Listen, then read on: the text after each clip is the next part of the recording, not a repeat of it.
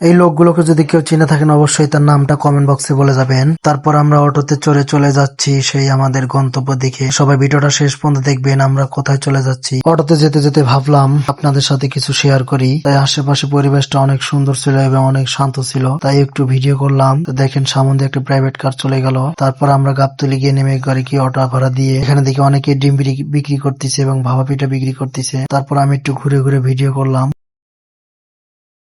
দেখেন মামারা ডিম বিক্রি করতেছে। তারপর যখন গাড়ি আসলো আমরা গাড়িতে গিয়ে বসলাম।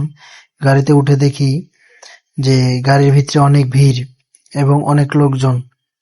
তো অনেক কষ্ট করে গাড়িতে সিট পাইলাম, তারপর বসে পড়লাম। তারপর আপনাদেরকে দেখানোর চেষ্টা করতেছি যে গাবতলী ব্রিজের উপর দিয়ে কতগুলো গাড়ি চলে যাচ্ছে, তা আপনারা একটু ভালো করে খেয়াল করে দেখুন। তারপর গাড়ি ভিতরে বসে থাকতে থাকতে নিজেকে অনেক বোর ফিল হচ্ছে, তাই আপনাদের সাথে কিছু শেয়ার করার জন্য একটু ভিডিও করলাম। আমার পাশের লোকটা ইনি কিন্তু ঘুমিয়ে পড়েছে। দেখেন কতগুলো লোক যাচ্ছে গাড়ি ভিতরে দাঁড় হয়ে। তারপর আমরা অন্তপক্ষে গন্তব্যে পৌঁছে গেলাম, সেই আমাদের কাঙ্ক্ষিত মানিকগঞ্জে। এখানে গিয়ে আশেপাশে অনেক ভিডিও করলাম কারণ রাস্তা অনেক জ্যাম। তারপর আমরা বাড়ির দিকে রওনা হলাম।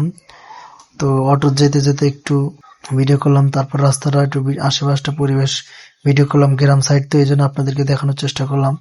তো বাসায় গিয়ে পৌঁছানোর পরে আমরা, আপনাদের তো বলাই হয় নাই আমরা কোথায় যাচ্ছি, আমরা সেই মানিকগঞ্জ চলে যাচ্ছি আমার এক ছোট ভাইয়ের বিয়েতে। খাওয়া দাওয়া শেষ করে আমরা একটু রেস্ট নিচ্ছি। যদি ভিডিওটা ভালো লাগে অবশ্যই পেজটা ফলো করে দিয়ে পাশে থাকবেন এবং চ্যানেলটা সাবস্ক্রাইব করে দিবেন। সবাইকে অসংখ্য ধন্যবাদ।